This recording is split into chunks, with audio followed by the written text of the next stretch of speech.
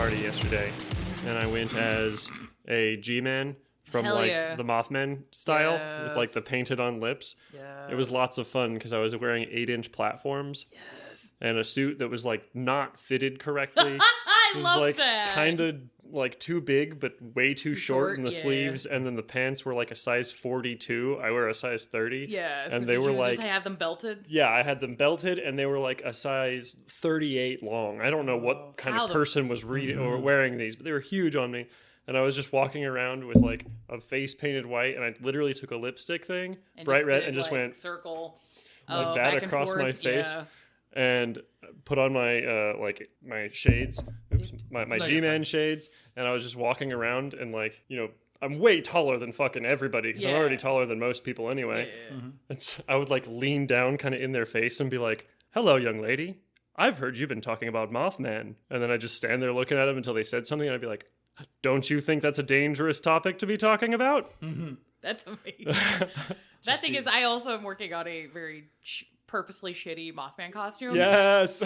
Because one of my favorite shitty Mothman costumes is this girl that is on TikTok where it's literally a black tablecloth over her, and then she took 2 giant styrofoam half circles, painted them red, and just on the top of her head. And she's just... And that's it. Whoosh.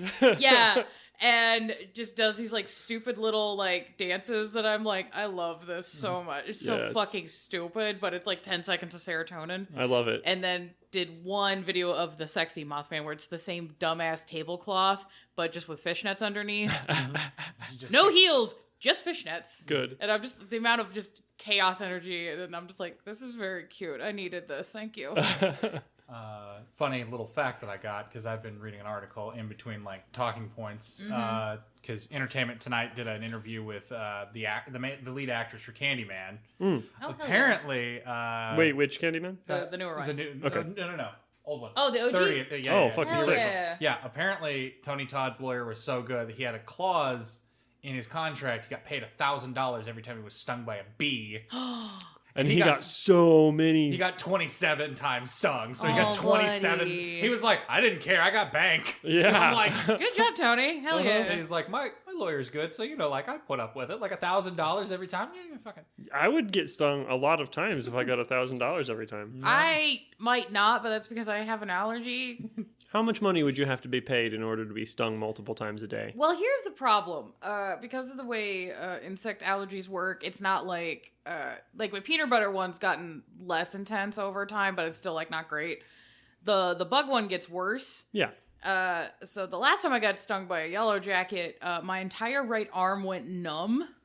And I had mild heart palpitations, and I was itchy, but I didn't have anaphylaxis. But I was at work, and I was like, hey, so if the numbness goes past my shoulder or I start having trouble breathing, I am leaving. And everyone looked at me, and I was like, I'm not kidding. I'm walking off this floor. I'm not clocking out. I'm driving to the closest clinic. Because this is very touch and go right now, guys. And I still have a scar on my arm from when I got stung. My skin was very no. So like $1,100 for one. God. Here's the thing. I don't know. What the fuck? What the cash? You're right. What is the cash value? It would depend. Yes. I think it would depend on what my reaction would be. Because if my reaction gets worse, and I'm gonna have to be in an ambulance, that's $10,000 right there. Yeah. I mean, so you're on a movie set, right? In this situation, so they probably have EpiPens. Well, no, that's the funny thing because I continued reading while listening. Madison also was deathly allergic to bees. They had paramedics next to her. Good for her. When they were like, oh, they're baby bees. They can sting, but it's less likely to have problems. And she's just like, I'm so glad there's paramedics here. Oh, yeah. I was going to say, speaking of Halloween, though, I might have to recruit your help next year, Sarah. Yeah. I overestimated how long it would take to make my costume. I was going to do a flaming carrot cosplay. Oh, hell yeah. And I have all the stuff I need. I might have to get some new pants, but red dress pants are not the easiest to find. Yo. But I may have to recruit your help because...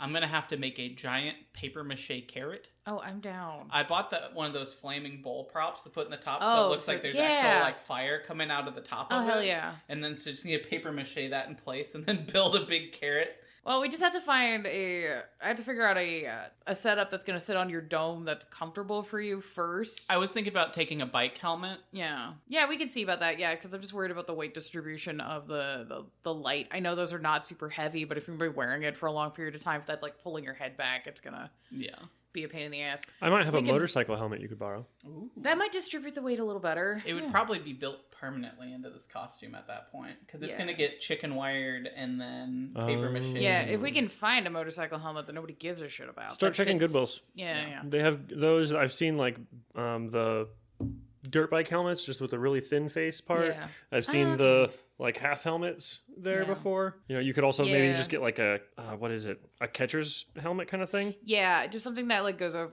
Because I feel like something that goes over more of your head is going to distribute the weight better than just like a standard bicycle helmet. Or if you got one of those like skateboarder helmets that at least covers like more of your fucking dome. That's good. Yeah. The dude I'm standing next to is like an inch shorter than me normally. I love that for you so much. That's Nice. honestly, Skipper, you're serving cunt, and I love it. A what? You're serving cunt. I'm serving cunt? Yes. I don't know what that means, It's but I'm good. going to take it as a You compliment. should. It's great. It's hi and welcome.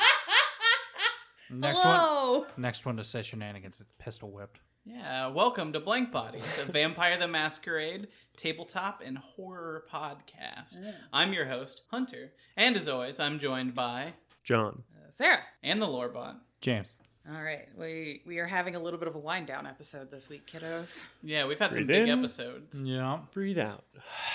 Even though, thank you all for the feedback on the Malkavian stuff. We were all a bit worried because it's a clan with a lot of baggage. It's And true. Apparently, we did good. So, hooray! Thank you guys for support. Yeah, I'm very glad that the individuals that run the Clan Malkavian page are just like, yeah! Yeah, that's mostly we That wanted was a to make big sure heart we right there. pleased Yeah. them. Like that's what we cared about. There's a technocrat collective that they are a part of, and it's very nice. Yeah. Yeah, basically, I was like, as long as the Malkavian players liked what we did, that's mostly what I cared about. So, hurrah!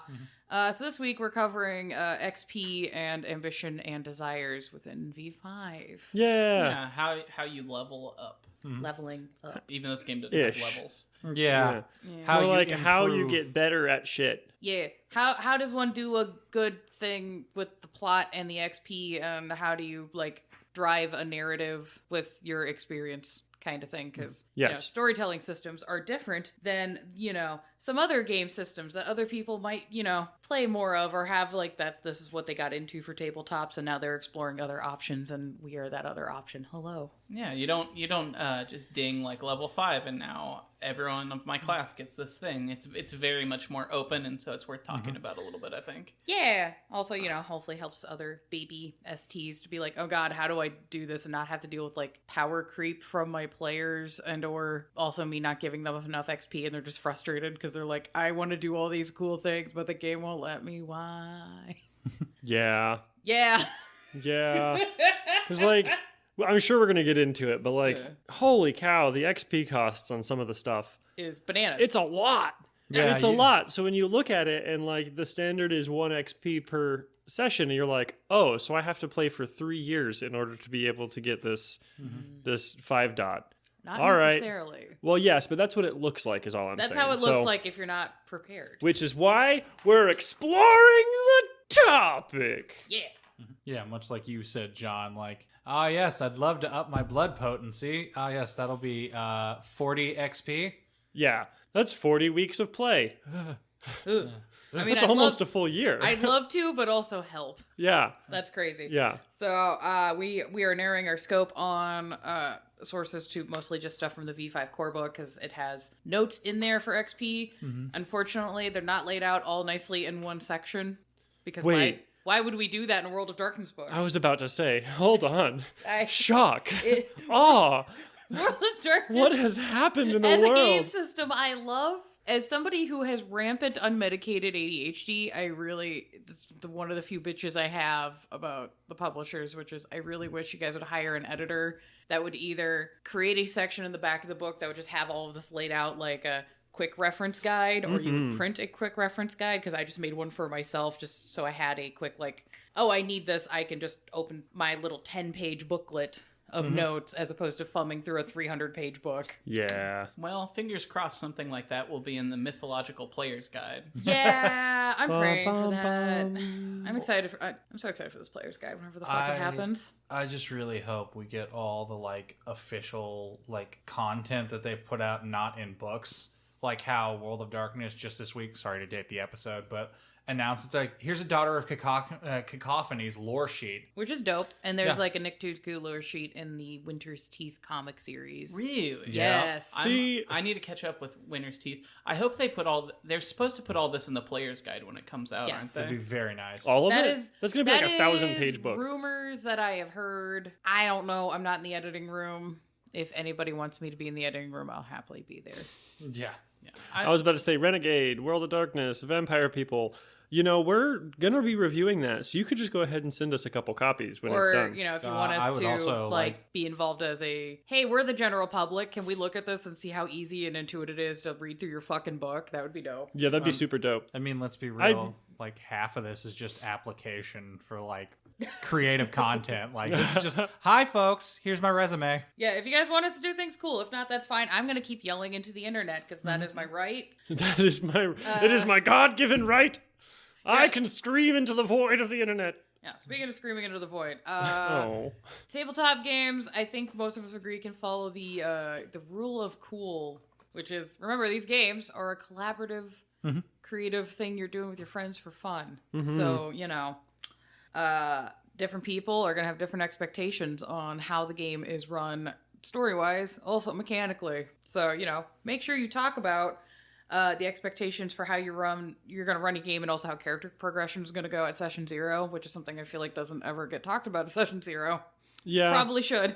Well, I think that like people are mostly focused on like the consent area and like those kinds of expectations, and I don't think people think about XP with like right after character creation. The last thing I'm thinking of is like, all right, how do I level up now? Yeah, well, it's also part of consent because, you know, it's if you're writing a game that's going to be a little bit more slow slice of life, like XP might come in a little slower. Yeah. And if you're running a game where it's going to be a lot more fast paced, you guys are doing more things, the odds of you getting more XP is going to be higher. So, you know, you might end up with like player power creep. So the ST might not want to give as much XP as the players might want. And that's just something you guys need to brush over a little bit. Yeah. It's interesting because I know we've had like 3 consent episodes too now, but Yeah. there are a lot of things that I feel like are worth talking about that don't always go on those consent sheets. Yeah. I mean, like even just like, so how do we want to handle combat is like a good thing to talk about. Like, do you guys want to have very deep intents? Do you like, we are pulling out a miniature map and we're like doing tactics and stuff, or do you want to like John Woo full rule of cool? Well, you rolled an attack roll, so I'm also gonna let you like slide on your back across like a boardroom table while just blasting everyone. There's doves. Right. It's 2 a.m. No one knows why There's there's paper doves. flying in the air. But yeah, You disturb the office doves. How dare you? but yeah, how Is this a John Woo office? how quickly your players get stronger is like a big part of how that game's gonna run. Like, we're playing in a game on the server right now, Skipper and I, where we're getting XP every game, and then RST has removed the multiplier on new purchases. So it's a flat price to increase your stat every time. Damn. Because this isn't a forever game, this is a set story that we're playing through, and then the chronicle will come to an end. He did that so that we can level our characters up, feel like we have made some progress throughout the story, and continue to grow, and then come to an end. Okay. Yeah, that's fair. But that's one of the things you want to talk about in advance. Like, if you're going to play a game that goes on for 3 years versus this game might last 3 months. Yeah, because to like keep the story engaging, like on the storyteller side, it's like, okay, cool, I gave all my players all this XP, they have all these nuggets, they're real badasses. That means I need to make their antagonists like stupid. Like stupid strong, stupid powerful, having all this crazy shit, and it's like, do you want to get into that power level of a game? Yeah. One of the STs that I do stuff with on Stream Game, I did do an ask because I was like, the character in the story is evolving in a way, and I'm like, I'd like this thing. And he's like, oh no, I can give you that thing, and then did the conversion and be like, cool, this is the amount of XP that will come in negative flaws that will be popped up on you. And I'm just going to choose that. And I'm like, I love what's happening, but I feel... But you're also a bastard, man. Yeah, exactly. Like, my risk was calculated. Fuck, I am bad at math. You're just, oh no. You're just like, I got this really cool thing. Oh no, I got this really cool thing. It's a similar kind of thing happened for me in the game Hunter was talking about. Yeah. I wanted to get this cool thing, but it was like, that's a lot of XP. But it's also like a background thing. So it's not something I can like buy later so much. And he was just like, cool, well, you just owe me that much. Yeah. And I just worked my way out of that hole, and just now I'm getting to the point I can start buying other things, and I'm like, oh, wow! Yes. Neat. I'm a big proponent of like, you know what, if characters are like, hey, I really want this, it makes sense, if they can like justify it and it's something you're going to actively use, I'm like, go ahead and just let them take the XP sink. Because one, it makes your players happy, and two, use an ST. You're like, cool, I have roughly this many sessions to plan around this bullshit. Yeah. Before they start going fucking squirrely. Sweet. They're locked in. I can't. So they can't change it up. They can't change it now. So sweet. I got time to fuck around. It's also something that Skipper and I were talking about. We're getting ready to run a Shadowrun game, and we're dual STing.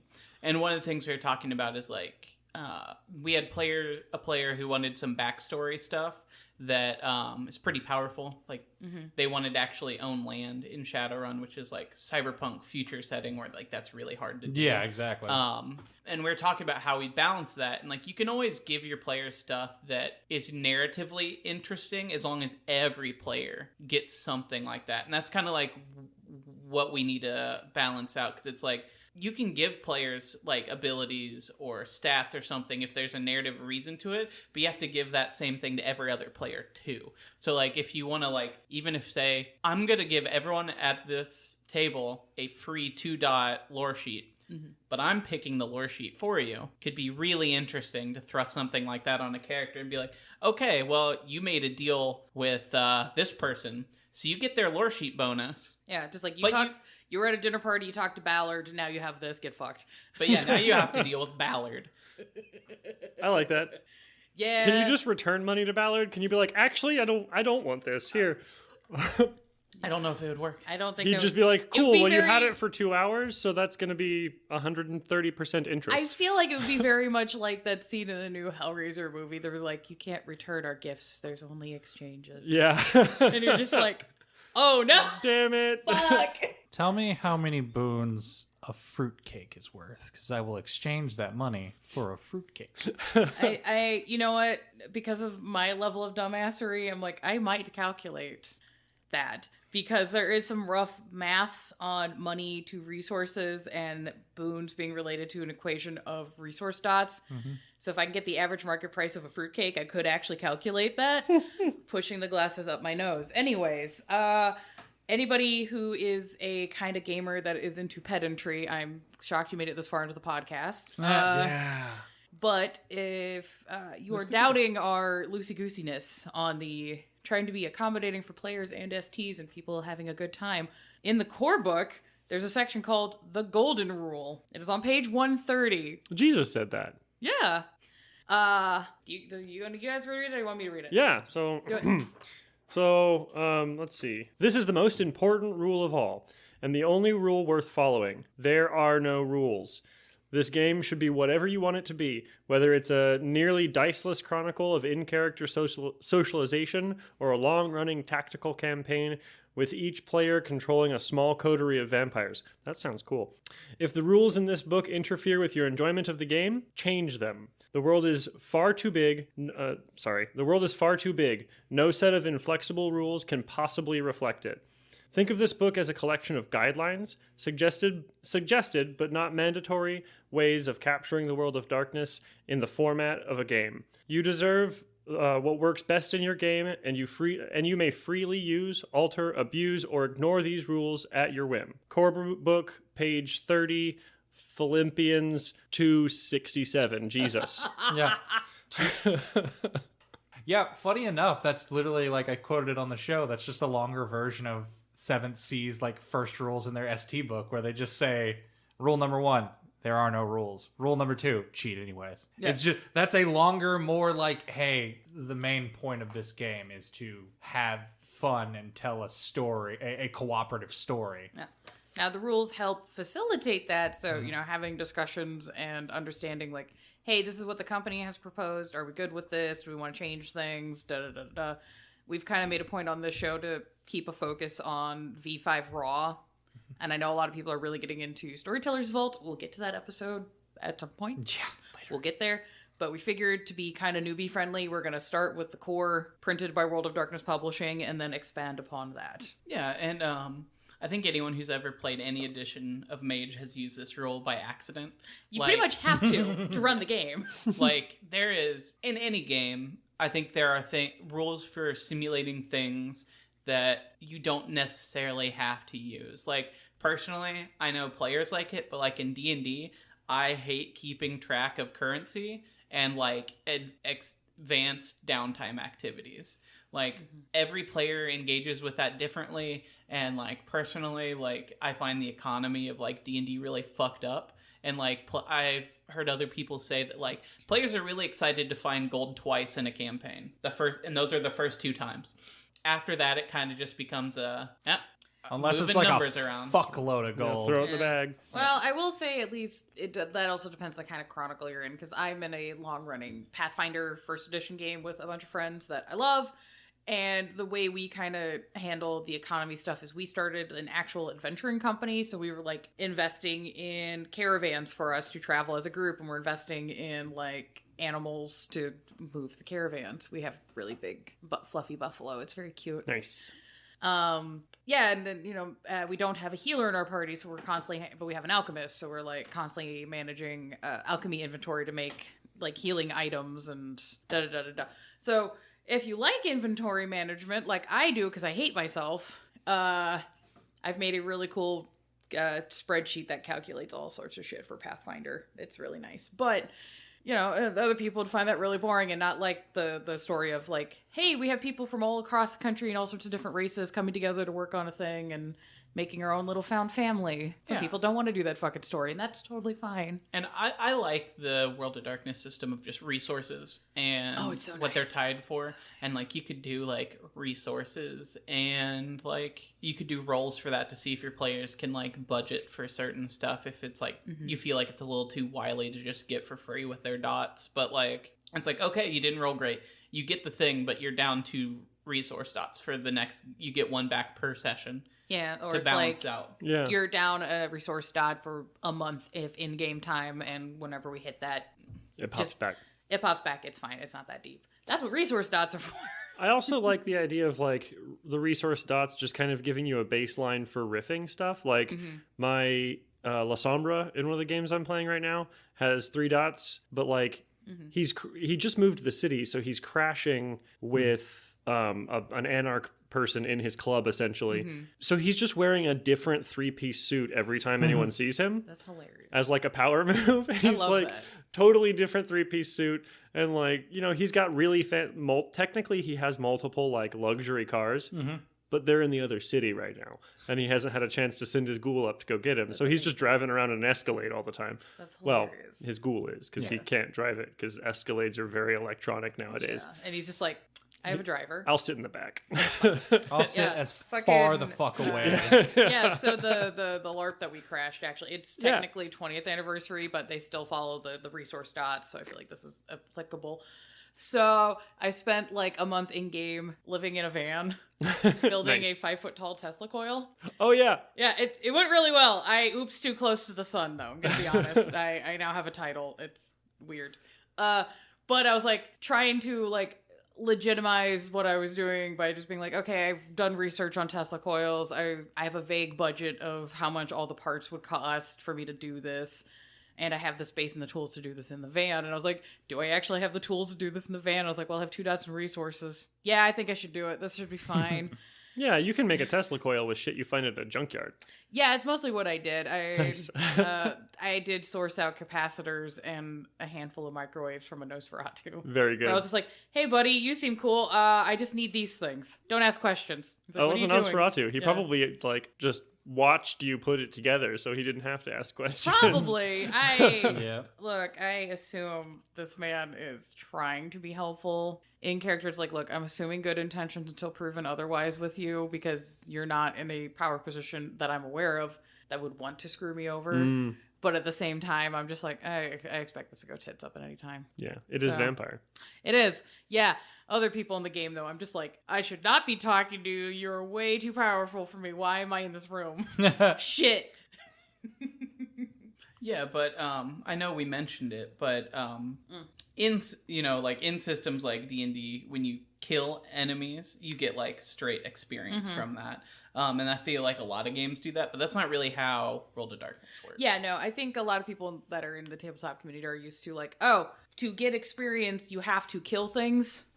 And you get X amount of experience points based off of a CR table, or I know that there's some people for games like D&D and Pathfinder have a milestone system where the whole party levels, but it's basically when you get to the end of a narrative beat. That's how I was running our game. Yeah.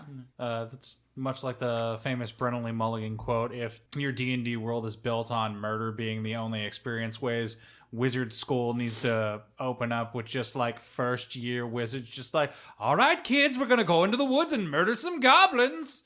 It's the best way to learn magic, by killing shit. Oh, you wanna learn how to do magic? Well, you gotta kill fucking people. Here's a hammer. You think it would be studying and learning like the arcane spheres and learning how to read in Draconic, and it's like, nah, you gotta go stab some like homeless people. Yeah, just be like, that unhoused community that's just trying to live their nomadic life. Burn them with firebolt. See, that's how you learn to get firebolts. Well, no, you use firebolt. You kill enough people with firebolt. You get fireball. You get fireball. Yeah, there you go. Yeah. Oh god, it's much like a shitty MMO where you just have to cast the spell over and over and over again. Yeah, but that isn't World of Darkness. No, this is a storytelling system. So experience, you get it from existing as opposed to going out and doing homicides and destruction. You can do homicides and destruction if you want. That is part of existence. You will still earn experience. Yes, but existence is more than just that. You can go touch grass. Whoa, wild. For murder. You can. It can be murder grass. That's honestly though, I listen to thrash grass. I should really see if murder grass is a subgenre. It probably is. But yeah, probably. Just for the dispelling some confusion for people, XP and character sheet dots are not the same thing. So players will gain XP through gameplay. XP can then be converted for dots for your character sheets. Each of these dot types cost different amount of XP. For V5, the conversion chart is on page 137 of the core book. Some of the dots are a flat cost. Some of them have an exponential. So, like, the first dot will be, like, 3, and then 6, and then 9, so on and so forth. If you're a dummy dumb like me, you have to read that chart, like, 6 times before you go, oh, okay, I got it. Hold on. I can math. Hold up. Yeah. So, be aware of that when you're planning out things for your characters, because sometimes if you're trying to be an optimized player at character creation, it's better points-wise to go ahead and spend a bunch of your dots on things like disciplines that have more of a point buy, and then fill out your skills, which are cheaper like during gameplay, just because you can get those kind of knocked out kind of quick. If that's something that you care about and you're a bastard man like me. Well, I've found that like I don't even do that on purpose necessarily. I just feel like when I'm building a lot of characters, I'm like, well, disciplines are important, so are skills and so are contacts and merits and all that stuff. But I think like even subconsciously, I'm like, this shit's more expensive, so I'm just going to get it done now so I don't have to think about it. Yeah. I don't think it's necessarily even like a min-maxy thing all the time. Nah. But as much as just like, well, I want to be able to do this cool thing. And if I don't get as close as I can now, it's going to be a minute. Right. And I'm just going to be sitting here like, I want this cool thing. I want Right. Yeah, it's also about, it kind of sets a tone for your game, how you set your character at the beginning. Because like, if you just like really buff your stats and skills early, like you'll be really good at a lot of like small rolls, and then you'll be waiting, and it'll be every couple games before you can pick up things like lore sheets and like more expensive stuff. So you have a slower, but you have bigger hits as your character's leveling up. Whereas if you like dump all of it into backgrounds and things like that, then like maybe every other game, you're getting like that's enough, those 3 XP dots between getting goals and your dailies or your every session XP. You're like, all right, this skill goes up. A game or two later, another skill goes up. So instead of like every 5 or 6 games going up, it's every every other game. You're just like little improvement, like slightly getting better. And then suddenly you're just like, oh shit, I'm the big man now, dog. Punch the keys, for God's sake. God. Up dog. We're millennials. Moving along. Also, this is the XP expenditures that are recommended by the core book, also on page 130. So the book recommends storytellers give 1 XP per session per player, and then an additional 1 XP per story. So you know how we talked about time a little bit way in the beginning of the Blank Bodies days, where there's Chronicles, which is like all of your story, and then there's like stories, which is like the story arcs that you'll be doing for your games. So if you finish a story arc, Bing! bing, point. Also at the end of every session, bing, point. I could be wrong. I think it recommends it's like a story. It should be like it's shorter. It's like maybe 3 sessions. Your Chronicles, the overall story. Yeah. And then the story itself is like, as a measurement of time story, it's like every like 3 or 4. Like it's a little bit of the things that your player's working for. And then a game is literally 1 game. Yeah. So a session is 1 game. So every time you're getting at least 1. And then if you finish a story, which roughly should be 3 to 10 sessions, depending on what the fuck you're doing. And your vibe, yeah. And your vibe. Then at that, you should also get another XP. In shorter or more dramatic chronicles, storytellers may give 2 per session. Per player. Per player. You got to put that on there because it'd be really awful if you were like, all right, Coterie, you all get 1, but you got to fight for it. I mean, I would maybe do that depending on the game. And if everybody was cool with that. If you're playing a Sabbat game, oh hell yeah, then you should definitely do that. Yeah, like that could be a fun thing to discuss. But that is the crux of it. So roughly at max any session you're going to be getting 3 XP per session. So you're able to buy like lots of little dots and, you know, save up toward bigger dots. Yeah. So depending on the speed and the drama of your story, you might be getting more or less XP. That's fine. This is kind of roughly what the book recommends. Mm-hmm. It's not like people suddenly get super fucking good at things magically. As much as this World of Darkness is a supernatural game, at least is grounded enough in reality to be like, look, no one's going to learn Spanish that quick. What the fuck? I have an intelligence of 5 dots. If you have an intelligence of 5 dots, I would maybe argue that. But like, okay, cool. Maybe you did become fluent in Spanish enough that you can spend a linguistics dot in it in like 3 months. Okay, how much time did you dedicate to that? How much did you dedicate to that little lime green owl screaming at you? Oh my gosh, fucking that owl is a terror. But the book does also make a note. I didn't put it in the script because I'm a hack and a fraud. Ding, drink. Yep. That there are certain dot purchases that storytellers, like we just said, might be like, hey, it's cool you want to buy this? How and why? When did your character do this? How are we getting to this? Like, why do you have this now? It's like, people are just like, I would start putting dots in Brawl. I'm like, did you train? Yeah. Did you watch a YouTube video on how to punch? Did you go to the gym? Yeah. Because the fans have talked about randomly doing a drinking game. I'm like, the amount of times Sarah has said she's a fraud. I'm a hack and a fraud, because I am, and it's fine. Drink. Yes. So we're going to talk about some alternative XP options. These are things that are like have been homebrewed. Yeah, these are your goth XP options, if you will. Yes, these are your goth girlfriend XP options. One that's really popular that I've run into with a lot of games that's really fun is end of session nominations.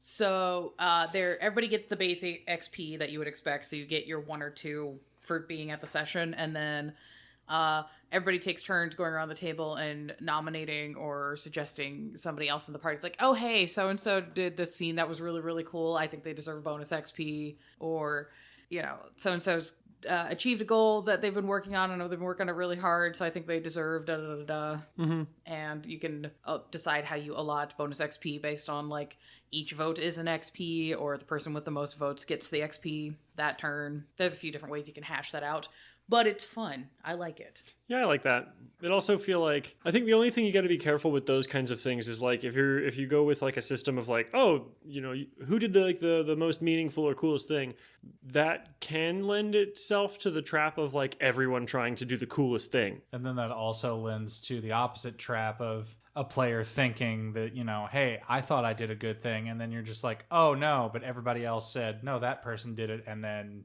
nothing for the person that. Yeah, it feels like, oh well, cool. I guess I didn't. It depends on the group and the dynamics and the stories, because I'm the kind of player that I would rather highlight somebody making a quiet but interesting character choice as opposed to doing the I drove my Maserati through the mall kind of character. Yeah. Like, I know everybody's excited about that, but I more times than not for a story don't find that choice to be interesting. But I find the quieter moment of like, hey, the guy who was like the ex-military guy making the choice to go get therapy. Yeah. Because he's like, oh, I've been falling down the spiral of humanity. Or, the Anarch player who's having a confrontation with people in the Camarilla, and they're now having to reconsider, like, hey, is me being on the Anarch side really the good choice? Because, like, I'm not in a power position to actually affect the changes that I want, so maybe I need to reconsider what the fuck I'm doing. Like, those character moments I find more worth giving XP to. But I'm a dork. Big old dork. I mean, I think that's especially for Vampire, that is, I think, the better way to go. Because I feel like a lot of the time Vampire is just kind of big and splashy anyway. I mean, you're playing dramatic fucks, all of you. You know, you can't be a vampire and not be dramatic. No. But yeah, I think those subtle things are just, they're much more character and story driven, and this is a storytelling system. So maybe worth the bonus it's natural. XP. Yeah. Yeah, and I was also going to suggest that maybe if you do the vote where you vote for one person, that if someone wins the bonus XP that everyone agrees on for that one player, they can't be voted for another session or two, just to keep one player from like hogging it. Essentially, it's like, we did a lot of story for you, and so you get your bonus XP, and that's really cool. But to keep you from just fighting for it constantly, it's like, all right, well, you can't get that bonus XP. You can still play the game and have fun and tell the story, but you're not going to get a bonus XP for another session or two now. So that would, I think that would tamper down someone from being like big and splashy all the time too. Yeah. And I've run into most of the games where we do the nomination, it is just an open vote, and then you get bonus XP depending on how many votes you get. I have found a lot of group dynamics turn into everybody's strategically watching who all is getting votes, and we're trying to make sure everybody at least gets one bonus XP. Yeah, because like Hunter said, like if you don't like limit that at all, it could just turn into like making anyone who's not receiving all of that into the, oh, well, I shouldn't play a supportive character. I need to play a showboat? Yeah, a showboat, like main character protagonist. It's like, don't play a supporting character because that's not going to make... It's like how Total Biscuit used to say in gaming, where it's like, I will play your game in the most optimized fashion. It's not my fault every one of my Skyrim characters are a stealth archer. That is the most optimized way to play this game. Yeah. There are some homebrew strategies to counteract this, though, which I think is good. And one of them I like is basically storyteller inspiration XP. So, in D&D where there's like, oh, you did a really cool thing, here's an inspiration die, so you get to like roll an extra d6 or d20 or whatever.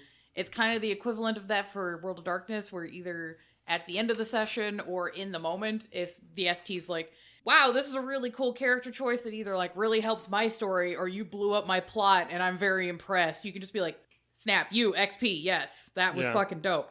And if you are somebody who is more like myself, that is more interested in like interesting narrative choices as opposed to being a showboat, that's a good way to highlight the support character for like doing something cool, because not only is it like you actually are just getting you are getting the XP, but it's also everybody at the table taking a moment to, because of the storyteller going, that's neat, which will hopefully guide your little chaos murder hobo monkeys to go, oh hey, maybe if I make a character that does a little bit of introspection, I will also get a cookie point from the storyteller. I also want a banana sticker. I was about to say stickers are great. Yes, fucking banana stickers, man.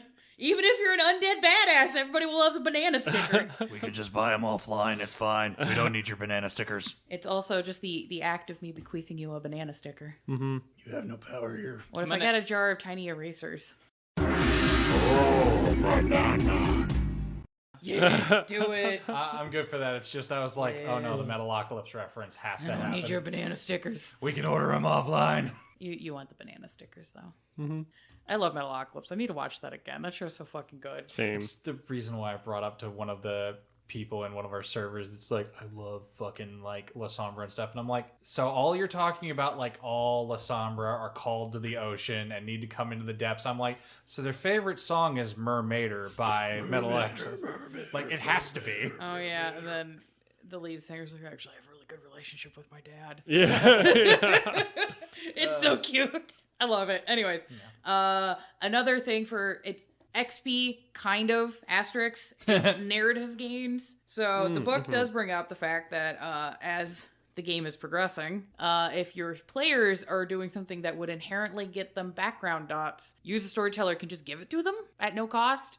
Because, quick TLDR. So advantages are broken down into merits, which is like physically inherent to you as a person, and then backgrounds, which is things you get that are you interacting with the world. So background dots can include like contacts, allies, you've gained an enemy, you've got a friend, you got a spicy friend, that kind of shit.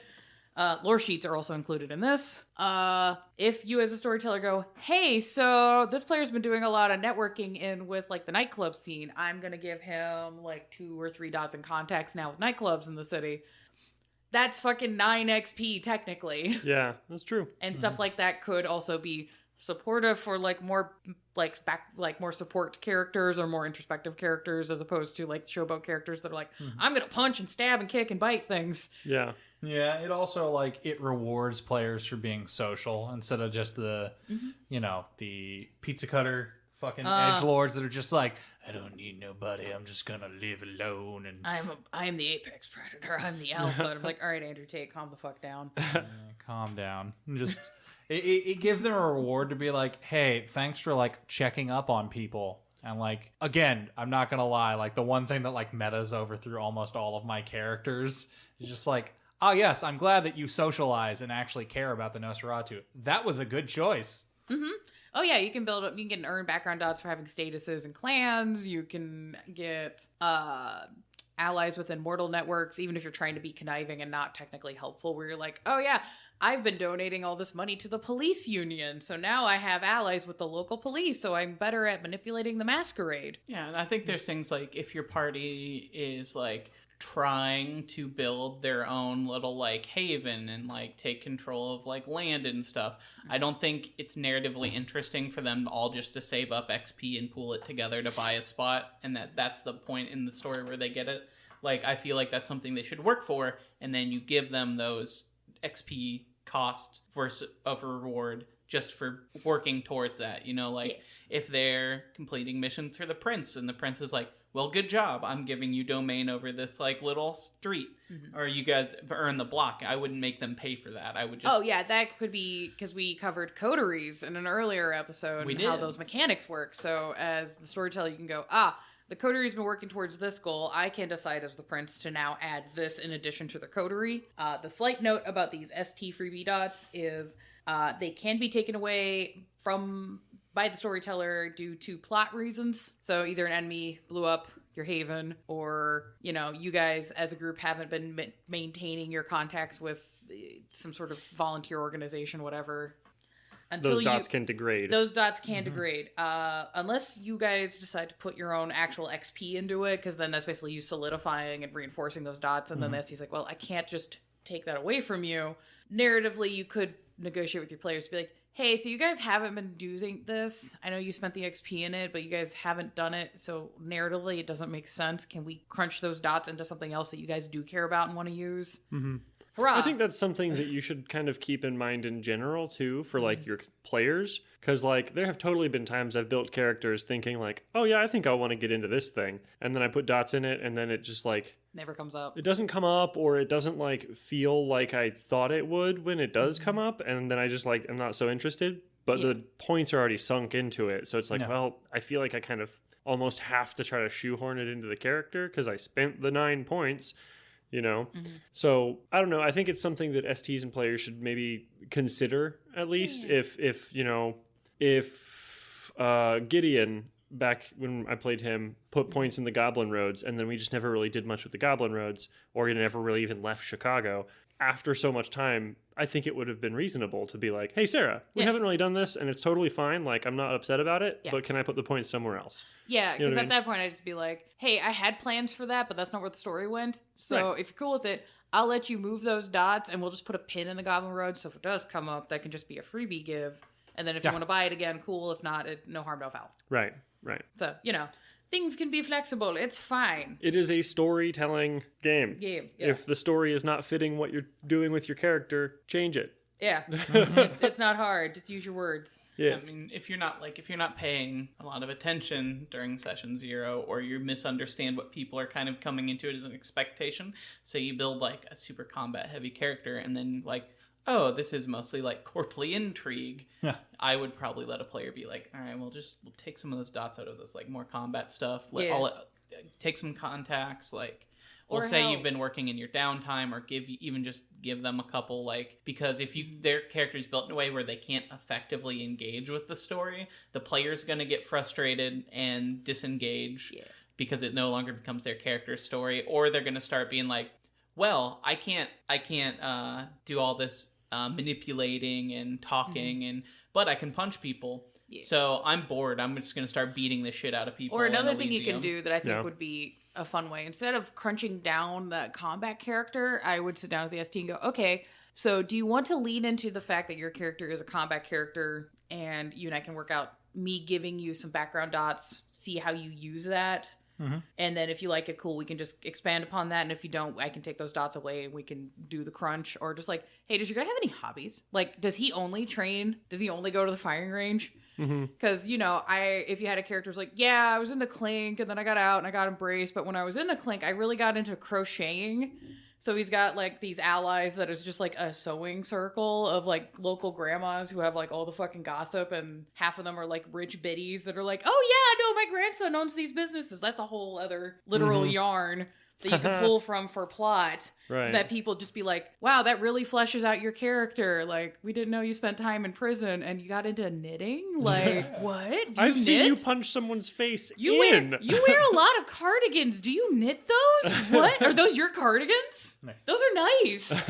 Yeah, and I mean, I think there can be interesting story in like the fish out of water kind, if you lean into it, where like, I'm a war veteran, and all of a sudden I was embraced, and though I have now even more power, I'm almost in a position where I can use it less than I could as a human. Like, I am like the little guy on the totem pole, and yes, I have a lot of strength, but if I just like solve all my problems with violence, I'm going to bring like a whole city on top of me. Yeah. And like, I feel like that we have an episode coming up about it eventually, but like those power plays and like where you fit in that can be really interesting to be like, I am hyper powerful, and if I use it, I am in deep shit.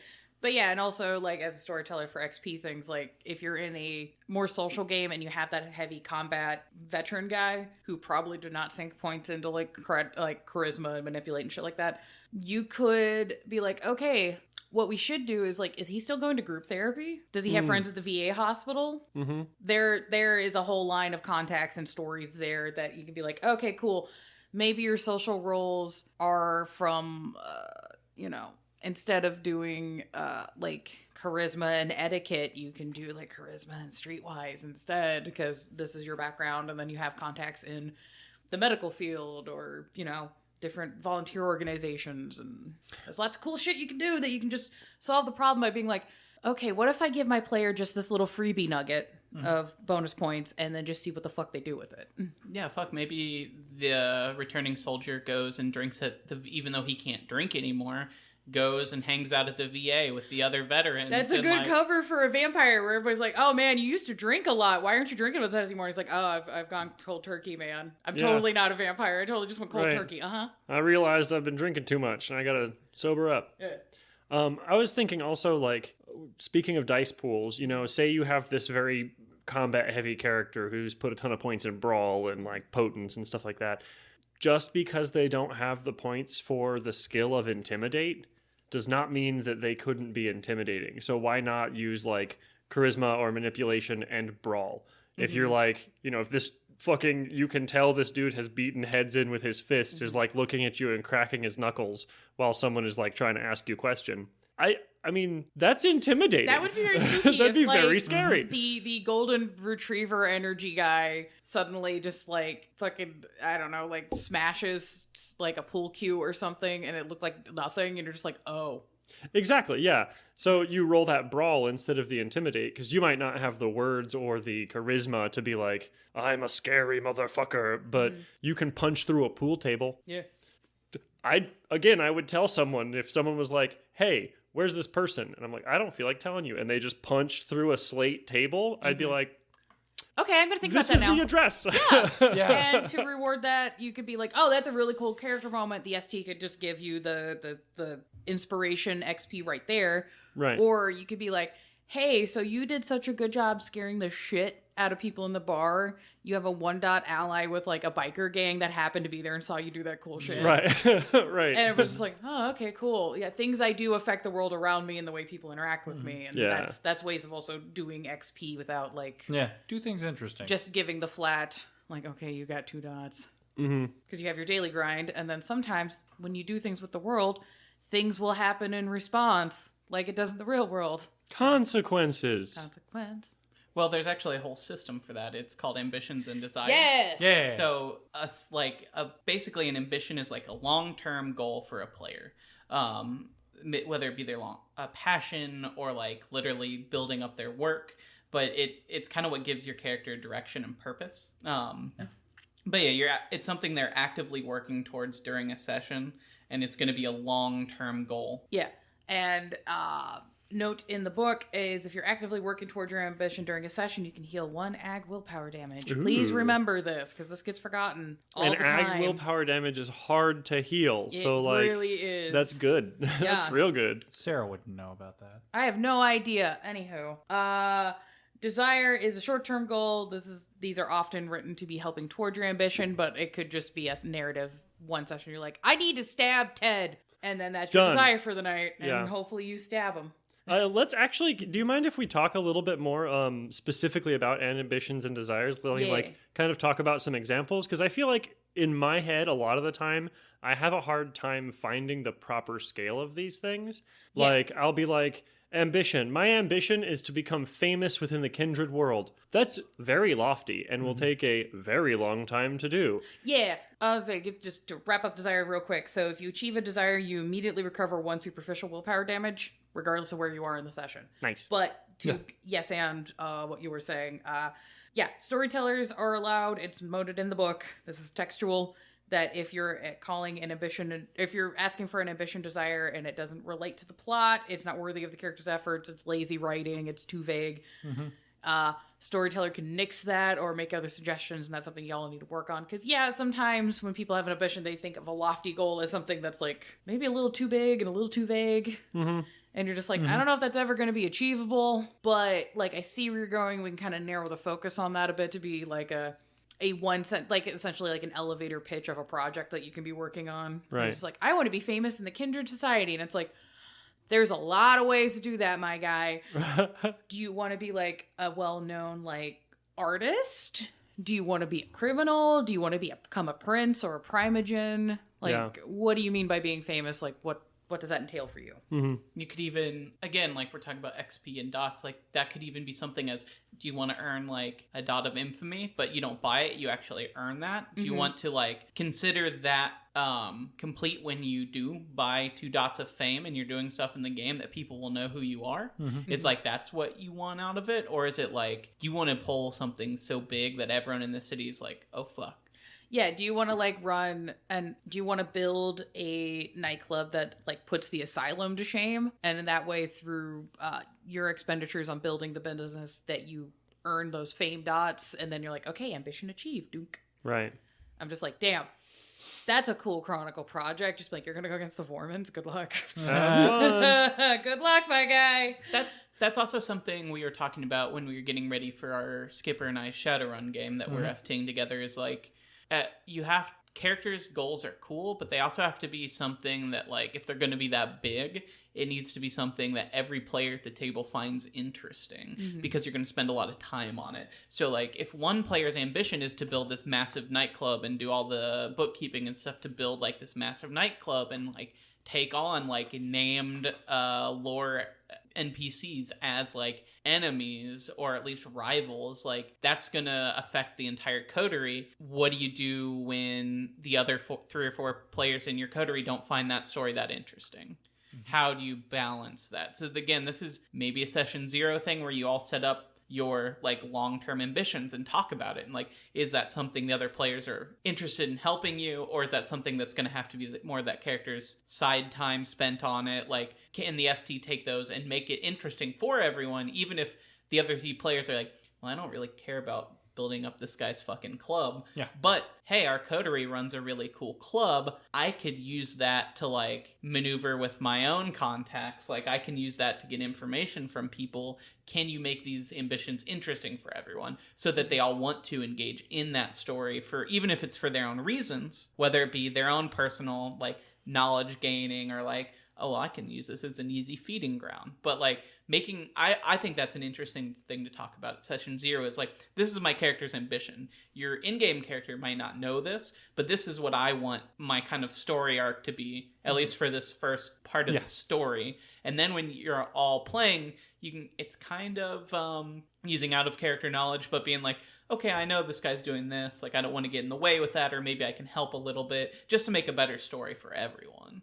Oh, yeah, because I think that a lot of storytellers and players forget that the ambition and desires are going to dictate this kind of chronicle your storyteller is going to give you. So if you write your ambition to be like, you know, I want to become prince of the city, your chronicle now is going to entail you getting into a lot of politics against the current prince. Mm-hmm. Like, is that a kind of stress level that the people want to deal with in the chronicle? Or if you're just like, I just want to focus on me and mine and just worry about like making sure my coterie is safe and like we're surviving. And it's like, well, half of you decided you wanted to fight people in the Primogen Council. So like you fucked around and you're going to have to find out that's just how consequences work. Yeah. Mm-hmm. So it's like, if you don't want to deal with that kind of shit, maybe talk with your ST and be like, hey, is my ambition going to even if you're like, hey, I don't want spoilers, but is my ambition going to cause a threat level from like, on a scale of 1 to 5, like what DEF CON are we at that I need to be worried about with what my goal is? Yeah, how much am I fucking with the party? Like, how much am I fucking myself? How much am I shooting myself in the foot? Because I love playing characters that like shoot themselves in the foot. But am I using a cannon or am I using a BB gun right now? Yeah, and it's like, and is me doing this going to make the game unfun for everybody else at the table? Yeah. So, you know. Will there be splash damage? Yeah. Yeah, and I think the next note in the script that Sarah put is actually really good for that. And like, it's for players, but choosing certain ambitions and desires are going to push your ST to push certain narratives. So make sure you talk about them and they're cool with what you're putting down, but it's also your way of telling the ST what you want out of the story. Because if everyone puts down like a desire, their short-term goal at the end of a session, or the ST knows like this player's had this as a session or two, we need to get to that. They're specifically, if they're doing what they should and being a good ST, they're going to take that information you're giving them and they're going to use that to write what's going to happen next session, even if it's in a way you maybe don't expect. Like, that is your way of telling the ST, hey, this is what I want to do next game. This is what I want to work on the next 5 games. Yeah. So it's kind of, it's a mechanical way to back and forth, give your ST the information of what you want out of the game, and you get a little reward for engaging with the system. Yeah, and piggybacking off of my comment into something the book said is, the book does recommend setting your desires because it's supposed to be a session or 2 goal for your character. Setting your desires to be something that is relating to things in your relationship map. So even if the plot isn't directly like, okay, well, my character's not interested in stabbing Ted, I don't know what to do with my desire. And it's like, well, your desire could be for the session to, touch base with somebody else in the coterie and be like, hey, you and I both do a business. We should form an alliance for our businesses. And therefore making the relationship for the coterie stronger. Mm-hmm. And therefore it's like, oh my God, there's character interaction. You guys have reasons to like interact and stuff. Cool. I as the ST can be like, oh, if they're doing this joint business venture, what enemies do these 2 ventures have? And would they form an alliance and work against you guys? That's just writing plot for me. And that's less work for me as your ST. And thank you. Thank you. I think something that, this is actually not Vampire. It's Unknown Armies. One of the things I really like about their goals system is it's like based on percentage. As you're working, your percentage goes up. You can roll against it, and if you pass the percentage, you've completed your goal, or whatever. Or you can just story-wise complete your goal. But one of the things they talk about is like goals change in real life. You might be like, I really want to fucking stab Ted. But then you find out that if Ted dies, then Greg over here is actually just going to take his place. And Greg is like a known diddler. We don't want Greg to take his place. So fuck, we're not going to stab Ted now, I guess. Even though, Ted deserves it. Ted totally deserves it, but we got to first take care of Greg. Because if Greg takes the spot, it's just going to get worse. Yeah. So like being able to pivot that goal, I think is a good storytelling device. Like if Alec was like, I want to, my desire is to learn how to install springs into my heels. And then he realizes like, well, but why do I need that again? Well, I want to work on something else. The unknown armies rule is if it's still related to your goal. So if you can essentially figure out, I was going in this direction, but I want to pivot a little bit, but the momentum I have still works for it, then you can take some of those points into it. Yeah. And you don't move points, obviously, for ambitions and desires, but like, I think it's a cool idea to reflect how your character is feeling about the story in your ambitions and desires as well.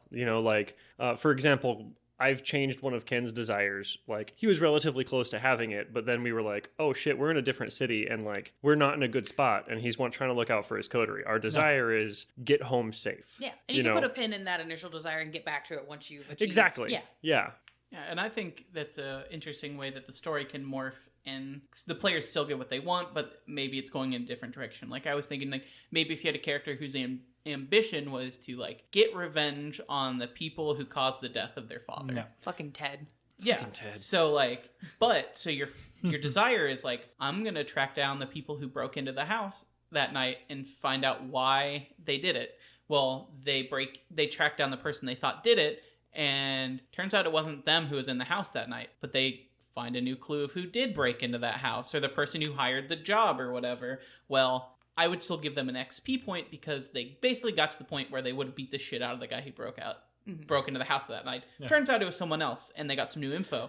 I would give them the XP, let them adjust that desire, because it's unfair to make them sit on that desire when it turns out that what they had for their desire was impossible. I would let your players take impossible desires, ambitions, if you have an alternative, and maybe just for desires. I feel like an impossible ambition is a little harder. Yeah. Well, on the desire thing, because it makes a note of you get the superficial willpower healing, like, instantaneously. You could technically go through a couple of desires in a session if the party's really cooking with all the gas and you're just like fucking knocking shit out. And if the desire was, I need to find out who broke into the house, and it's like, well, if you found out it was somebody that it was initially thought, you did still find out who broke into the house. So like that still counts. You get the superficial. On the note of the XP thing. So I have, for the entirety of us running V5, because I read it in the book, that if you solve an ambition or a desire, you get an XP. For this script, I was trying to find where in the fucking book it said that. I could not find it. I might have been just too brain dead. Oh. I know I've written about it in other scripts. Could not find the script that I wrote it in. I know I have. I know we have audio recording of me saying this and citing where the fuck it was. Could not find it this episode. I don't know why. Brain. I'm good at it. Yay. Hi, guys. Everyone, go ahead and prepare your drinks, because Sarah, you're hacking a frog. I am. No, here's the thing. This doesn't is count. She didn't say it. This is a lesson in owning that, like, look, citing your sources is really good and important. Having these critical skills is important, but also a good critical skill to have is to know when you fuck up and admit it like an adult. And be like, I've failed, and that's fine. It's okay. It means I am still an honest person and a good researcher. I have space to grow still. Yes. I will find it later and we'll add it, but even if it's not technically officially in the books, I've been doing it as a storyteller because a lot of people are not used to the ambition desire system, and I think it's really nice and it's really intuitive, and it helps me a lot as a storyteller to know what everybody's desires are, because then I can go, oh, okay, cool. This like writes at least half of my next session for me. And I can also plan out if somebody has a desire that's like a project basically, and it's going to take a couple of sessions.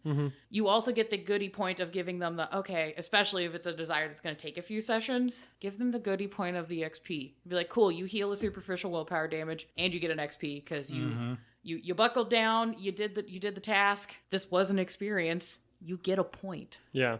I think the only thing that you got to watch out for, especially with the desires, and I haven't personally encountered this so far in V5, is people finding desires and using desires to just like bust out as much XP as possible. I You know, like my desire today is to stab Greg. Okay, I stabbed Greg. Now I want to stab Ted. Well, Ted's right here. Stab Ted. You know, Yeah. that is. There is at least the note in the book that if the storyteller thinks that the desire is below the character's metal, basically they're allowed to nix it. Because it doesn't read really as a desire or a want to do something if it is such a simple task for you. Would be Right. my argument, where it's like, hey, so if you're making a bunch of desires like rapid fire of doing a violence against people, it's like, hey, even if you find the violence justified, if you're doing it that often, this has become a mundane task for you. We should talk about your humanity. If anything, I'm probably going to give you stains instead and be Right. like, okay, maybe you should change up your goal for a desire. Maybe your desire should be to reach out to your touchstone and be like, hey, bro, I'm going through some shit. Maybe we can let's have hang a out coffee?" and play a Nintendo. Yeah. Well, that Only one Nintendo though. Yeah, that- only one. that and you like to humanize it a little bit. Like my desire for the day is very rarely something as mundane as I'm gonna eat breakfast. Yeah. Yeah. Like Right. even if like you're having like a depression day or something, like you probably have a goal that's a little more lofty during the day than I'm going to eat a granola bar. Yeah. Like, so if you want to narratively go with something like that, you have to role play that like I am putting effort into doing this. So if it's just like I'm gonna stab this guy, now I'm gonna stab the next guy in the room, now I'm gonna stab the third guy in the room, like I would count that as one goal pretty much. It's like, all right, I want to commit a stabbing. you did a revenge. You did a revenge. You did a John Wick. Good job. You got your target and you got the guys with him. That is worth 1 XP. Yeah. Good And job. I would honestly just personally cap it at you cannot complete more than one desire per scene, period. And your next desire cannot be something that is in the same scene as you. Yeah. I think Yeah, you that can't That's a fair- chain lightning through Yeah. ambitions. And on the Well, note of at least doing like desires. mundane desires, I'm like, I am somebody that deals with mental health, and sometimes my desire for the whole day is just to get a fucking boba tea. And literally the entire universe is like, nah. Did you know that every boba tea place in the city closes today? Or just, like, oh, okay, I'm going to get out of work at a time. No. Oh, okay, the boba place I want to go to is not too far from work. All of the traffic. Yeah. Or, and then you're just like, oh, or you had a sudden bill pop up, or a friend calls you and they're like, hey, I need help. And you're like, fuck, they live on a sign of the town that has no boba tea. And by the time we change this tire, all the boba tea places are going to be closed. No, but I love my friend. Okay, fine. Yeah, or just the actual cosmic joke of the universe being like, no, it's okay. You had a few hiccups, but you got there. As soon as you get there, our machines are down. Yeah, that's one of those moments where the ST can give away a point for good RPing. Yeah. Because if your player is trying to work towards their desire and your story is running in a way that they're not going to be able to complete that session, but they put the effort into getting it done and you're the one who's kind of derailing things, I would just give them a role play thing. It's like your character made the choice to sacrifice doing their desire to work towards your story or another player's goal or whatever threat's happening. I would give them a role playing point just for like At minimum.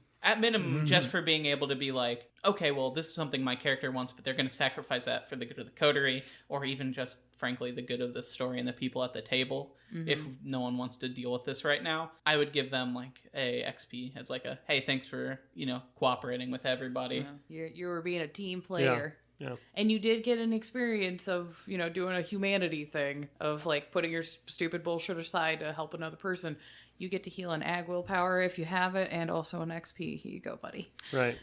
Yeah. And one thought I had, now that we're kind of wrapping up, but one thing you noted was that like if you want to have a more dramatic or a shorter, give them 2 XP per session. I honestly would say if you're not going to work with ambitions and desires, if you're not going to give these bonus XP, but other than the every session you get a flat amount, I would do the 2 anyway, because if you're doing 2 per session and not giving bonus XP out beyond that, it's also not going to advance that quickly. The faster XP it's denoting there is with the thought that you're still going to be giving all these extra XP for ambitions, desires, role-playing, stuff like that. So if you don't want to deal with that system, at minimum give your players like 2 XP per session. Yeah, because the XP creep is bananas. And it also just kind of depends on your storyline and time, whatever. Because I've played in games where we accidentally ended up playing a night in real time over several sessions. So technically over the night, we all got a stupid amount of XP, but in like real world game time, it took a hot minute, which is fine. It was great. Everybody had a good time. Oh, yeah. And there's also, if your characters are doing time skips where it's like, okay, you had a busy few nights and now we're gonna skip a few weeks so you guys have downtime to work on shit. If your characters are doing downtime shit that goes towards their ambitions or desires, maybe just give them a downtime XP. Yup. Yeah. Especially if players are taking time to be invested in their character enough that they're like plotting out the floor plans for their new business, or they are spending the time to write like in-character journal entries, or they're doing character art, or, if they're doing things that are enhancing the game experience for themselves and other people, just give them the fucking XP, please. Encourage that shit. I think that, like, whether it's on purpose or not, I don't know, but I think that, like, XP is one of the ultimate storytelling tools to motivate and encourage specific things. If you want good roleplay, somebody does a good roleplay, give them an XP. They'll do more good roleplay. If somebody comes to the table wearing, like, character binding outfits, like, I'm not saying people have to, like, cosplay at the table, but if they're just, like, playing a character who's like dressed a little more fancy and they start coming to the table wearing like a really cute blouse or whatever, or they wear like a hairpin every time and that's their character's hairpin, maybe give an XP for being creative. Just being like, oh, that was really thought out. It actually kind of enhanced the situation at the table. That is cool. Thank you for that. Point. I know one thing we've always done at our table that I think is kind of fun and sets the atmosphere, and maybe it's a little cheesy, but like, we tend to, when we play Vampire, we tend to buy a couple bottles of red wine and like some glasses, and we sit down and have like a glass of wine when we're playing. Like, if someone brings wine for everyone at session, give them an XP. Oh yeah, if somebody makes like an in-game like character playlist, because we've made playlists for just us vibing for playing VTM, and I make character playlists all the time because I am an asshole. And yeah, if somebody does that and they share it, give them a fucking XP. Just being like, oh, you took time out of your goddamn day to create something that was based off of something I'm writing. I'm super touched. That's amazing. Can we share this? Can I add some of these songs to like the group like playlist? Engagement is great. Yeah. That's something I've had players request before at our games. Is like, hey, can I play the music? And like, sometimes it's like, well, I spent all week putting a playlist together for our game, so no, but if you put a playlist together, maybe next week we'll listen to yours. Or when your character is doing stuff, you can have your own character playlist if we're focusing on you for a while. Or, if you're like, hey, I want to do this really cool badass fight scene and I had this idea of this soundtrack and make it very cinematic. Can you just low-key play this song when we're doing the fight scene? I'm like, fuck yeah, dude, that's great. Also, this song is a banger. Yeah, no, we did that in a Blood and Jazz session where just some stuff thematically came up, and my player, I realized it was coming, and I'd been listening to stuff for the character, and I was reading the lyrics, and I'm like, oh, one of these lyrics is going to be real useful. I know the party's like, ugh, fucking dubstep music, this is trash, but I'm like, read the lyrics, though. Yeah. I'm like, it's weird, but it really matters to the scene if you pay attention. Yeah. And you got cookie points for that. Yeah. Exactly. And this is something that I've always done for like non-role playing, just like group event parties that I throw, is like there are websites that'll let you make like collaborative playlists. Like when I'm having a big cookout, or like my big Halloween party, or like my New Year's party that we do every year, like I will post in the group wherever we're talking about the event, like, here's a collaborative playlist. Everyone add like 10 songs to this. And then I might curate it a little bit, like when our one friend decides to add the same song 12 times, and it's really annoying. Like, maybe I'm going to narrow that down to like 3. Yeah. All right, buddy. You can't put the pussy, pussy, pussy, juicy, juicy, juicy song 10 times on No, it's that's always, a song. It's more like What's New Pussycat? Yeah. I like that song. That's me. It's usually our friend John who decides to add Not me. Dragula. Yeah, our other friend John who decides to add Dragula to the playlist 10 times, but each is a different remix. But yeah, Russian roulette Dragula. that could be something you do with the party. It's like, hey, we're getting together. Put a couple 2 or 3 songs for this session that you think your character would like, or you think sound like the vibe you want for the session. I'll give everyone an XP if you add some music to this playlist for the game. Well, and our archivist, Ash, did that not too long ago. He just posted in our thread, like, hey, post a song that relates to how your character's feeling right now. And it was cool to be able to see all these songs pop up and then click on them and listen to it and be like, oh, that's the vibe of this person right now. Cool. Yeah. Also, sharing music is rad. Yeah, I like sharing music. It's how I've learned about all sorts of cool bands and shit. Right. And I'm like, yeah, that's worth a fucking XP. Do it. Have it. So, yeah, there's lots of ways to go about it. And just, make sure, I would say, just session 0, definitely just be like, hey, here's the pace I'm thinking about going as your storyteller. Are you all cool with that? Or do you want a faster game, a slower game? And then, occasionally do check-ins of being like, hey, so how's everybody doing on your point buys? Like, are you achieving character goals in a way that you feel satisfied with? And what do we need to augment in the plot to make things do a go? You as a storyteller are the arbiter of experience and the pace of your game, and that doesn't mean that you have to stick to the same pace. In session 0, personally, I like the idea of a story having slow moments where it's like, well, you're doing these things that are like subtle and quiet. You're gaining experience a little bit slower, but you're building up to this one thing that you're going to be doing. And so once you hit that point, the next few sessions, you're just throwing bags of experience at your players because they took the time to slowly build plans and whatnot up to that. I think that's kind of cool too. Hell yeah. Having like big payoffs because you spent 4 sessions planning this heist and you got 1 XP for each of those sessions because you accomplished little goals. And then you pulled off the heist. Here's 5 XP. You know what I mean? Which is dope. Yeah, I mean, it's like a movie. If a movie does one thing at the same pace every scene for an hour and 2 hours, that movie's probably pretty fucking boring unless it's someone who's like a master of dialogue or action. Like movies have pacing and like tempo changes, and that's something you should bring to your game too. Personally, like as much as like I've enjoyed the LARP that we crashed and have been engaging with, and like I've enjoyed like super combat heavy games, like personally I find just one of those repetitively like kind of boring. Like I love going to the LARP that happens a couple days during a convention, and like you get to do the courtly intrigue and it's fun for a couple days and then you move on. Whereas like if we're playing a home game and that's all we ever do every single week that we meet, it's gonna get fucking boring for me after a while. Like I also want to like have some combat in there, like have some fast pace, like have a car chase. Like you gotta like switch it up a little bit, and I think what John's saying makes sense. Like you really gotta edit that tempo sometimes, where it's like you guys did a lot of great stuff really quickly. Here's a bunch of XP. Now that we've done a lot of really fast big stuff, we're going to take a breath of air, maybe have some calmer social scenes. You'll get like a point or two. You guys can have a talk about like, man, it was really fucked up how you tore that guy in half. Or like, are you good?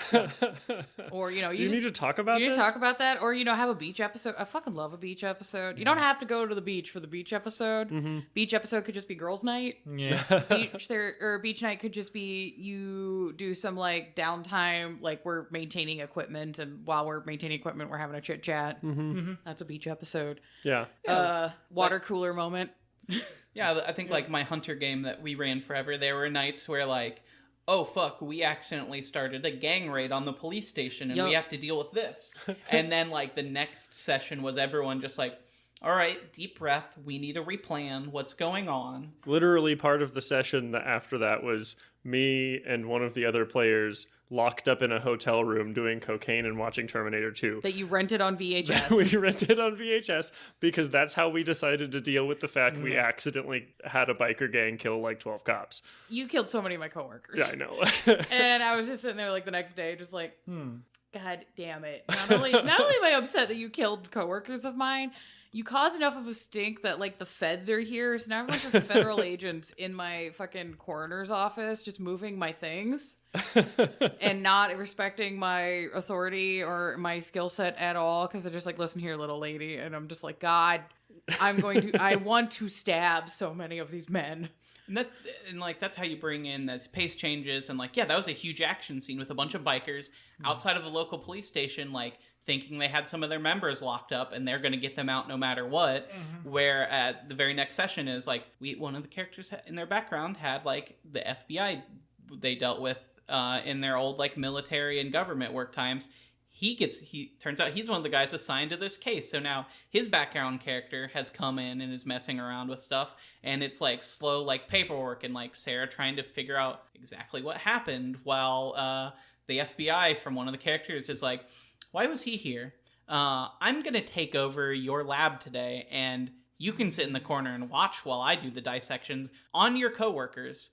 Yep. Yeah, it was not a good time. It was not a good time. And then my character's dead dad was around, and that was weird because I was just like, "You're dead. I watched you do an unalive. How are you here? Why and how?" I went to a lot of childhood therapy about this. And then no one else saw that. Nope. I might need to go back on my antipsychotics. Oops. It's fine. Yep. Yeah. It's good stuff. It was good stuff. Good stuff. And also I had to have a heart-to-heart with my detective friend. Just be like, so our Hunter Guild friends killed a lot of our coworkers, and they're fucking insane, and one of them keeps breaking into my apartment so he can play Doom. I don't know what to do about this. Please help. But yeah, I think those are all good ways to use XP for you and your characters to guide the story you want. Because I think it's a good way to mechanically get players to engage a little more in what's going to happen with the story. And like, it's a good way that if you use that system of ST, you can like, it's like training a dog almost. Like you can teach your players to like engage with the story. And when they engage, they get a little nugget of like XP. Yep. And you as a player could be like, hey, storyteller, I like your work and I want to make the burden of you running this game less intense. I'm going to preemptively send you my desires ahead of time and my plans before session. Yeah. So you can plan around my bullshit. And I'm just like, oh, thank you. I love that. Thank you. Thank you for giving me time to work on things. Appreciate. They might give you a fucking banana sticker for that. Stickers. I might have to start actually sending people stickers as I'm storytelling for things, because I'm getting back into storytelling again, and I'm just like, oh boy. It'll be a good time, but chaos monkeys. Yep. Oh yeah, I played the Banana audio clip there. Edited it in again. Hell yeah. Yeah. Banana. Ooh, banana. Did you want to? Yeah. But I mean, it's way off course. But I was going to say, okay. speaking of music, thanks, Paralyzed. Yes. We like a music. They do a good music. Italian spaghetti hands. Yep. They exist on Bandcamp. Oh no. I just realized if you take Italian spaghetti hands and you turn them around, you have conductor hands. You do. I thought you were going to say raptor hands. No, that's when you turn them around and then point them down. Yeah. That's raptor hands. But if they're up still and it's conductor hands, it's like the Italians do love an opera. Yeah. So it still works. But yeah, we exist on Twitter at @blank_bodies. We also have Instagram at @blankbodiespod. Hunter sometimes posts the glitch art as well as updates and things we are doing for the podcast. I believe we have some stuff we're working on into the holidays, so keep eye out as we get into those terrible months, I suppose. The winter is coming. I love that's winter. Not even like meant to be a Game of Thrones thing, but the long death of our ecosystem and the death of happiness. What? The death of the sun. I like it when The it's death cold. of being able to go outside and actually enjoy yourself and not feel like the air itself wants you dead. That's how I feel in the summer. That The Cult of Ecstasy experiment is not drugging himself enough and hasn't achieved depression. No, I was gonna say, Skipper, this is the exact reason I've never actually run Changeling for this party. Because we are sad. Well, no, that's like literally the actual plot is like, for Changelings, winter is coming, and that's probably just the end of everything. They've gone through their summer of happiness, and they've gone through their fall, and winter is pretty much here, and everything is... Yeah, man, it's a bummer. Winter sucks. Soon Winter's will rad. be the Winter sad is time. pretty I get to wear... for the first 2 days of snow. I get to wear fun layers. Now you can do that in fall. I cannot. It's still warm. Not Well, Indiana. I can don't- do that in fall. I don't have to wear sunscreen. You're a lizard, man. Yeah, you're just mad you don't have your sun rock. It is. I can actually have a hot coffee because it's not so fucking hot. I had a hot coffee this morning. I two of did. them. The weather was delightful. It wasn't. I woke up, I took a shower, and I opened my shower curtain, and I literally said, I regret all of this. The shower was still steamy, and I was still like, my body is freezing to death. Skipper has like no body fat. The podcast needs to understand this. They are a very thin man. Yes, I would like to float something, and if you guys don't like it, I will edit it out. Yeah. But it's something we've been talking about, and I think it would be, speaking of the winter, really fun to do. Yeah. We've been talking about doing some sort of charity stream in the winter. Some sort of trying to be a good noodle. Yeah, I personally feel like we're at a point where like we're actually making some money off of this. And like we've got a little community built up, and we'd like to do something good with that. We floated a bunch of ideas. Right now we're talking about doing some sort of stream, whether it be 24-hour stream, like a couple nights in a row. If there are people who have things like suggestions, people that might be interested in helping out with like organizing something like that.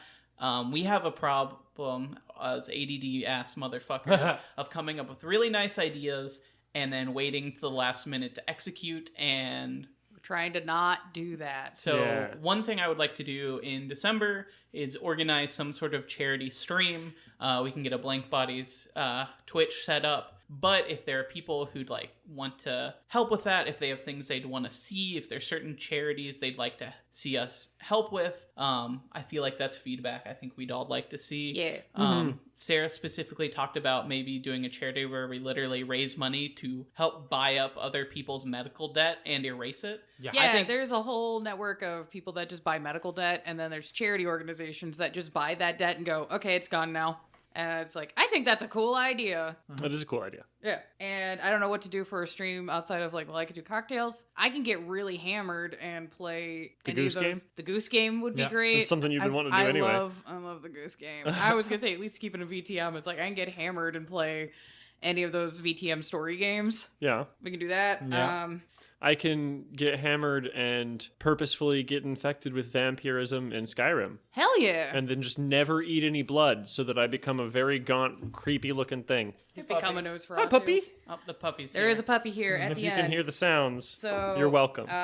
Speaking of the money that we have a Patreon. Everybody that's been donating to that, thank you. We Hell yeah. are in the process of continually updating our setup, and hopefully we will be also expanding some of our research catalog, because I think we have everything in the V5 canon currently, and then there's some other books that might expound more upon storytelling things that I think would be interesting for us to cover. We've hit a really weird point in role-playing that it's gotten big enough that people, and some of these have existed for a while, but there's people starting to put out books on like philosophy and like how to ST a game agnostic, and I think some of that stuff would be interesting to look at too, as well as like Sarah has written whole papers about things that relate to World of Darkness that are interesting, or like the theory behind horror movies and that sort of thing is very applicable to this game too, and like research for stuff like that. Oh yeah, I wrote a whole paper about how the Second Inquisition book itself is a piece of war art,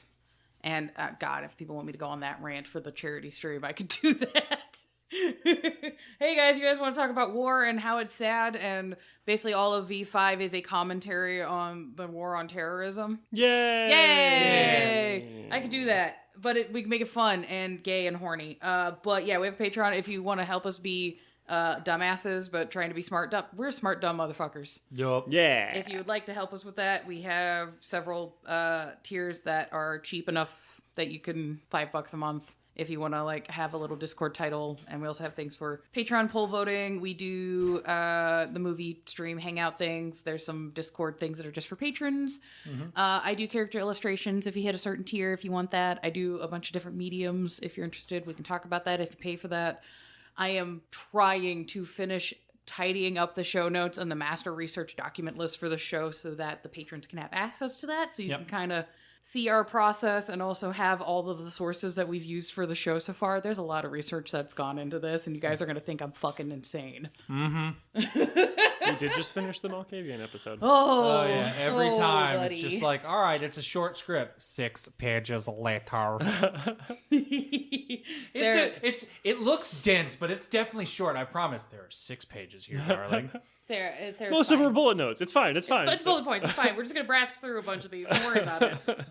Yeah, and finally, I just want to say, like, I do an interview series for the show, and if you have a project you'd like to come on and talk to me about, whether it be vampire related or anything else, just shoot us an email at blankbodies@gmail.com, and I will get back to you. You can also send me, if you want to talk about like charity ideas, things you'd like to see with that, feel free to send us there. Like, feedback on episodes, you can send it to us through any avenue that we're available, but that's the most official. If you officially want us to cover a specific topic on the show, please email Hunter and we'll add it to the list. We also have a Twitter at blank_bodies, and we also have an Instagram at blankbodiespod. Yes, we did do that. I also exist on TikTok. I've been neglecting that. I'm sorry. I'm trying to work on it.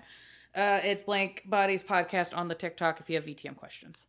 Also, the 2 jokers that are sitting across the table from me participate in a game, and it's cool. It's on a Lanyap. Yeah. Lanyap Gaming. They play vampires that do shit. Yeah. Do you?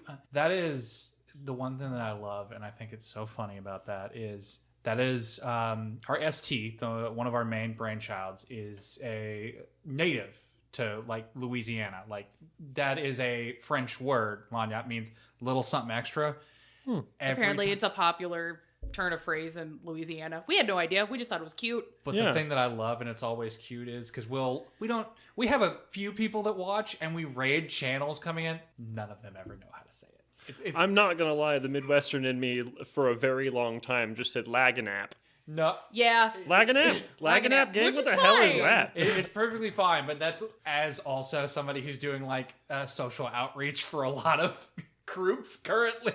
I will stay in those streams just to go Lanyap, because almost every time they'll be like, "Oh, we're getting raided by Laganap," and I'm just like Lanyap, just like LAWNYAWP. Yeah. It's fun to say when you know it correctly, but thank you for everybody who has participated in this and over there, because I am also a dumbass there. Which, again, several of the NPCs that both of us put into there are used currently or in future projects. So, multimedia facets. It's almost like I have a degree in multimedia facets. Get out of here, nerd. Nerd. Anyways, goodbye. Bye. Bye-bye. Goodbye.